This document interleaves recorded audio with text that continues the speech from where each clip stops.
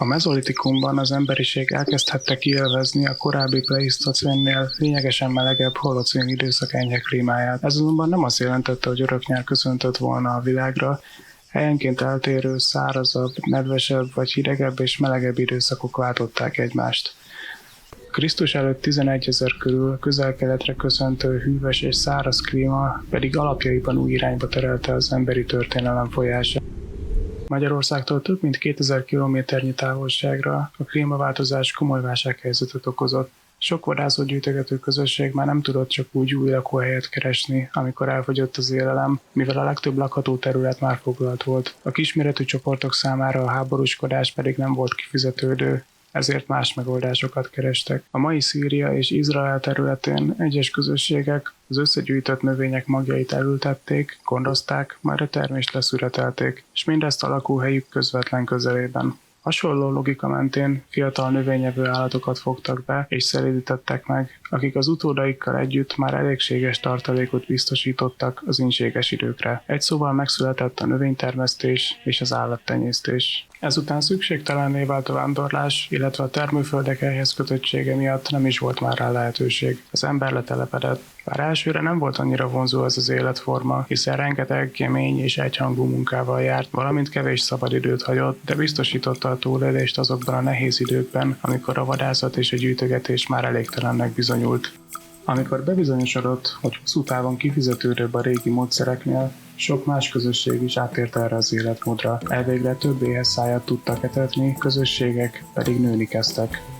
Amikor a vidék már élelemtermelés útján sem tudott ellátni ennyi embert, akkor sokan felkerekedtek és távolabbi tájak felé vették az irányt, ahol újabb földművelő falvakat alapítottak, és a helyi vadászokkal is megismertették életmódjukat. Ők idővel betagozódtak a bevándorlók közé. Ez volt a neolitikum, vagyis az újkőkor kezdete.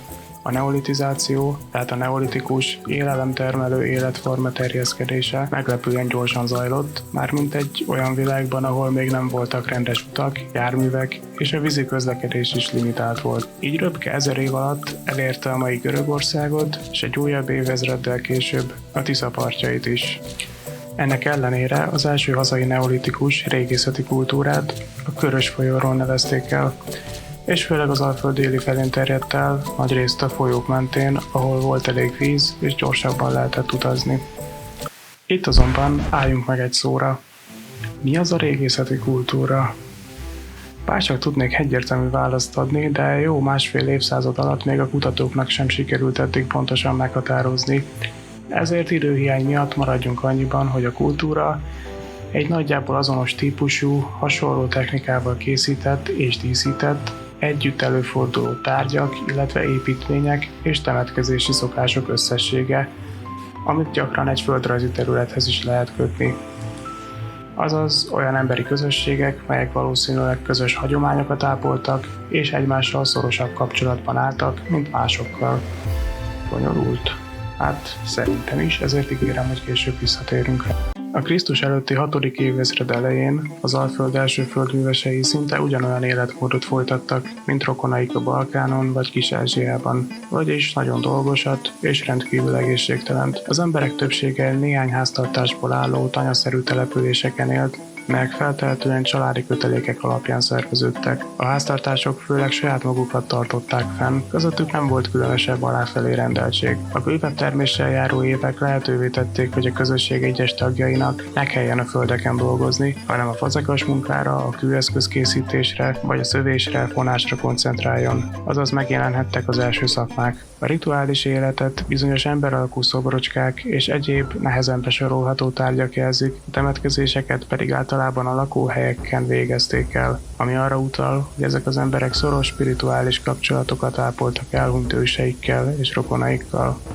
A Dunántúl déli felén ugyanebben az időben egy a Körössel rokon kultúra, a Starcevo hozta el a neolitizációt. Az ország északnyugati részében viszont egy ideig nem tudott meghonosodni az élelemtermelő életforma. A melegebb, szárazabb Közel-Kelethez és Balkán-félszigethez szokott közösségeknek új megoldásokat kellett találniuk a hűvösebb és csapadékosabb Kárpát-medence meghódításához. Ennek egyik módszere lehetett, hogy a kecskék és juhok mellett a szarvasmarhák tartása került előtérbe, ahogy a termesztett növényfélék aránya is megváltozott. Ezeket a gazdasági változásokat földművesek kultúrájának változásai is lekövették.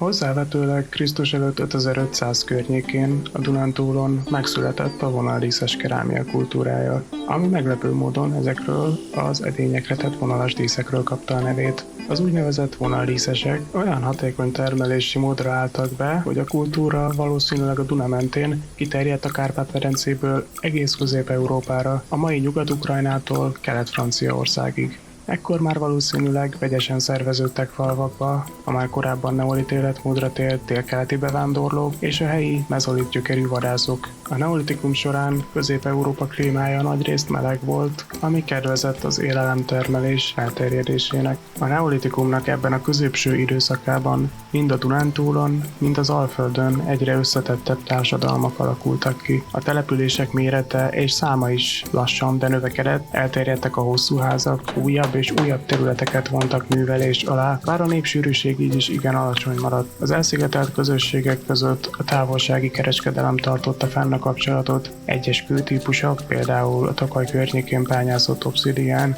mesterien kivitelezett eszközök, ékszerek vagy ritka nyersanyagok, például kagylók sok 100 kilométert is megtehettek. Ezeknek a kapcsolatoknak a fenntartása pedig komoly munkával és nagy társadalmi megbecsültséggel jár. Egyes személyek kezében egyre több és több hatalom kezdett összpontosulni. A termőföldek egyre szigorúbb kisajátítása a családok közt is hozzájárult a társadalmi rétegzettség megjelenéséhez, egyesek a többiek fölé kerültek. Ezzel együtt pedig előtünedeztek a fegyveres konfliktusok első jelei is. Sokrétűbb lett a rituális élet is. Változatos kidolgozású, agyagból készített ember és állatalakú szobrocskák és mécsesre hasonlító tárgyak, valamint úgynevezett oltárkák terjedtek el.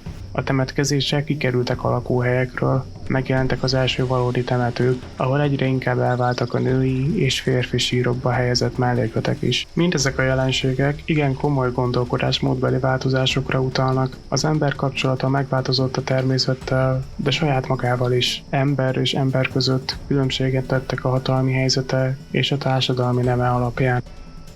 Majd a Krisztus előtti 5. évezred kezdetére, a neolitikum vége felé a vonaldíszesek köréből új és változatos helyi kultúrák nőttek ki, és egészen nagyméretű, akár több ezer embernek otthont adó falvak növekedtek szerte az országban. Ezek közül a legnagyobbak Alsónyék és Polgár.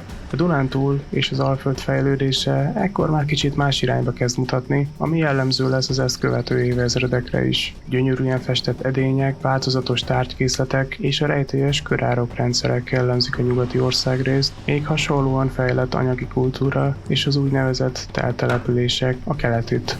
Valószínűleg mind a körárokrendszerek, mind a teltelepülések valamilyen közösségi esemény, talán a társadalmi rendfenntartásához kapcsolódó rituálék szintere volt, mivel a települések közelében, de azoktól egy kicsit elválva jelentek meg. A már említett rituális tárgykészletek száma egyre nőtt, a szobrászat fejlődése mellett hatalmas, sok generáción át használt temetők alakultak ki, ami stabil társadalmi viszonyokra utal, és egyre gyakoribbak lettek az értékes, szimbolikus sírmellékletek, ami a társadalmi rétegzettség előre haladását jelzik. A késői neolitikumban a távolsági kereskedelem mértéke is egyre nagyobb lett. A korszak értéktárgyait, például a minőségű kőnyersanyagokat a Dunántúlról Bajorországba szállították, vagy Ukrajnából és Szerbiából az Alföld felé. Az úgynevezett spondyluszkagylókat pedig egyenesen az Égei tenger vidékéről szerezték be, melyekből aztán ékszerek készültek. Ezek a kapcsolati rendszerek a kultúrák változására is hatással voltak. A Dunántúl főleg Közép-Európával, az Alföld pedig a balkáni hagyományokkal fonódott össze. Ez alatt megjelent, szintén a Balkán felől, egy új nyersanyagtípus is, a fényes, hidegen megmunkált rézérc, ami egy új korszak lehetőségét hordozta magában. Az eddig sosem látott méretű településeken való együttélés problémái pedig felgyorsították a korszakváltás eljövetelét az évezred közepére.